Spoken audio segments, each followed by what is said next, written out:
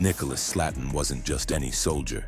He was part of an elite private military force known as Blackwater, contracted by the US government during the Iraq War.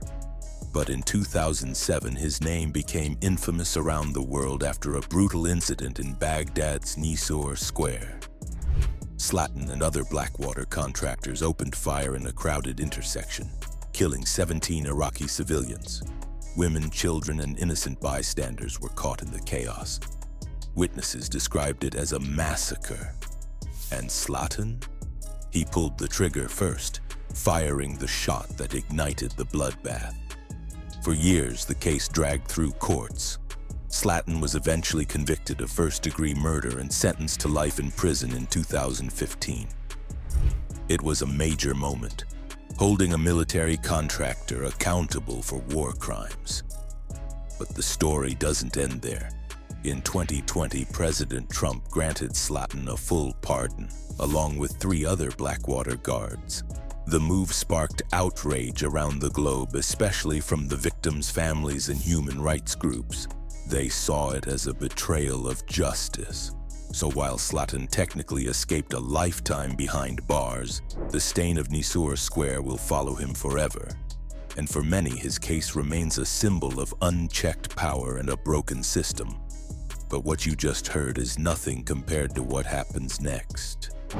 March 11, 2012. A small village in Kandahar province, Afghanistan, was quiet. Families were sleeping, children tucked into bed. Then came the nightmare. That night, U.S. Army Staff Sergeant Robert Bales left his base armed and angry. He stormed into civilian homes one by one and unleashed a massacre. 16 Afghan villagers were killed, 9 of them children. He shot, burned bodies, and terrorized survivors, and then he simply walked back to base covered in blood. The incident stunned the world. Bales wasn't a rookie. He was a decorated soldier, a veteran of multiple deployments. But something had snapped. Maybe it was PTSD, maybe it was rage, maybe it was something darker. His court-martial was one of the most high-profile in U.S. military history. Bales pled guilty to avoid the death penalty and admitted to every murder. The military sentenced him to life without the possibility of parole. Today, he sits in the U.S. disciplinary barracks at Fort Leavenworth. What makes the Bales case especially chilling is the cold-blooded nature of it. These weren't combat deaths. These weren't mistakes. These were deliberate personal executions of innocent civilians, many of whom were asleep in their beds. Bales apologized in court, but for the families who lost everything, no apology could undo what he did. His rampage not only shattered lives, it almost derailed U.S.-Afghan relations at a critical time in the war. You might think the story ends there, but it's only getting started. Because Bales wasn't the only one who crossed the line. If Robert Bales shocked the world, Calvin Gibbs showed just how deep the darkness could go inside the U.S. military. Gibbs was a U.S. Army Staff Sergeant deployed to Afghanistan in 2010, but instead of fighting the enemy, he created one. He led what became known as the Kill Team, a rogue group of soldiers who murdered unarmed Afghan civilians for sport. They staged the killings to look like combat encounters, planting weapons on bodies, taking grisly trophies like fingers and teeth. Gibbs kept them in a Ziploc bag, bragging about his collection. It was evil, plain and simple. What started to unravel the Kill Team wasn't outside investigation, it was an insider. One of the soldiers couldn't take the guilt anymore and spoke up. That's when the truth exploded into public view. In court, Gibbs showed little remorse. He claimed the killings were justified, that the people they shot deserved it. But jurors didn't buy it. In 2011, he was convicted of 3 counts of murder and sentenced to life in prison, though eligible for parole after 10 years. The images from this case, bloody photos, videos, even soldiers smiling over corpses, sparked outrage worldwide. It wasn't just about murder, it was about betrayal. The Kill Team had turned the war into a hunting ground, and Gibbs, he was the ringleader, the man who gave the orders, the man who called it fun. This story was so disturbing it inspired documentaries, news specials, and even fictional portrayals. But none of it can capture the horror of what really happened out there in the desert. And just when you think it couldn't get any worse, it does. Johnny Hatley wasn't some young, impulsive recruit. He was a first sergeant in the U.S. Army. 20 years of service, leadership roles, multiple deployments. A man trusted with guiding others, but in 2007, Hatley crossed a line that erased everything. While deployed in Iraq, Hatley and 2 other soldiers detained 4 Iraqi men they suspected of being insurgents. But instead of handing them over to authorities, they took the men to a remote canal, lined them up, and executed them one by one. The bodies were dumped into the water. There was no paperwork, no official report, just silence. For a while, they got away with it, until whispers started surfacing, soldiers talk, and eventually the army investigated. At his court-martial in 2009, Hatley was found guilty of premeditated murder. His sentence? Life in prison. But with a twist.